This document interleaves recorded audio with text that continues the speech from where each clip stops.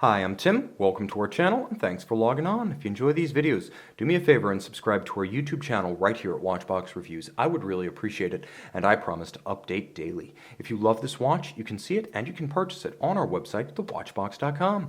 Today, we're discussing the Girard Perregaux Scuderia Ferrari Foudroyante, a rattrapante foudroyante that is a 250-piece limited edition from 1999. It was originally released to celebrate 70 years of Scuderia Ferrari, 1929 to 1999.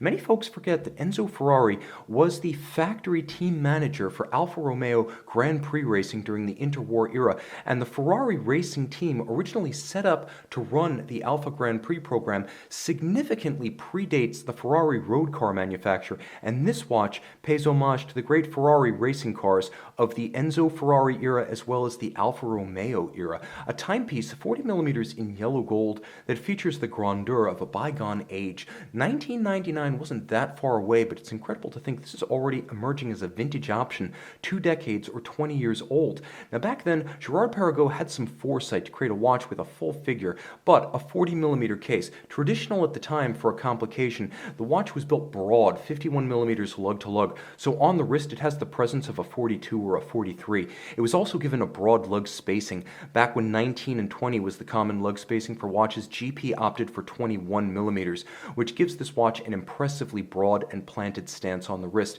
It's thick but not overly so. At 14.6 millimeters with a domed bezel, it will slide underneath the cuff, and I can actually recommend this watch for a wrist as small as 14.5 centimeters circumference. You can see it's coming nowhere near overlapping the edge of my wrist, and the lugs are sharply downturned, so this one will curve down and around your wrist. If you're borderline, it's going to actually vanish down and around your arm rather than flaring out.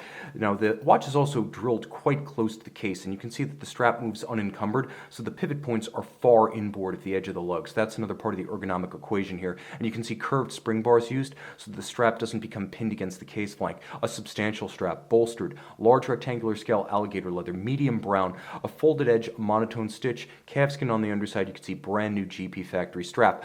The watch thoughtfully matched to a full yellow gold deployant clasp, and check out the attention to detail. The buckle features the cavallino rampante, the image of Scuderia Ferrari, which paradoxically was a piece of imagery actually taken from a downed German plane during World War I, a plane featuring the coat of arms in some way related to the town of Stuttgart, and that's an entirely different story and an entirely different sports car. But you can see Ferrari branded on the outside, GP branded on the inside, and quite substantial, enough to protect this watch against accidental droppage while donning or removing at bedside.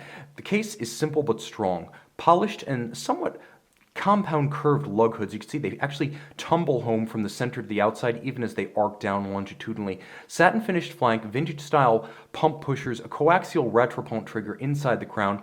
You can use this for timing 2 events that are occurring concurrently, such as 2 race cars around a track, and you can split the times to discern, lap after lap, the gap between them, whether it is growing or shrinking. The dial, about as punchy as any chronograph you'll find this side of a Patek 5070J, a combination of gilt or gold style print, a combination of anthracite and black, anthracite for the registers, black gloss for the base, and a few well-chosen shocks of red with Scuderia Ferrari's initials down at 6 o'clock. This is a punchy dial with applique yellow gold Arabic numerals, and you can see there are also applique indices for 2 o'clock, 4 o'clock, 8 o'clock, and 10 o'clock. The hands at center leaf or foy style with a counterweight for the lancet style seconds.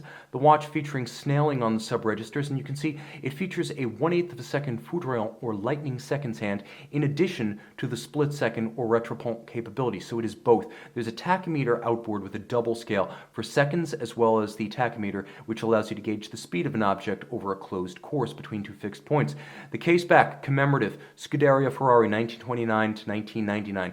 Individual UN numbering, you can see 116 of 250, and it is reference 9020 with the Scuderia Ferrari shield and the famed cavallino. Underneath, well, underneath is a fascinating movement that was jointly developed by Jacquet, Graham, and Girard Perregaux, also used by Panerai in the 2000s.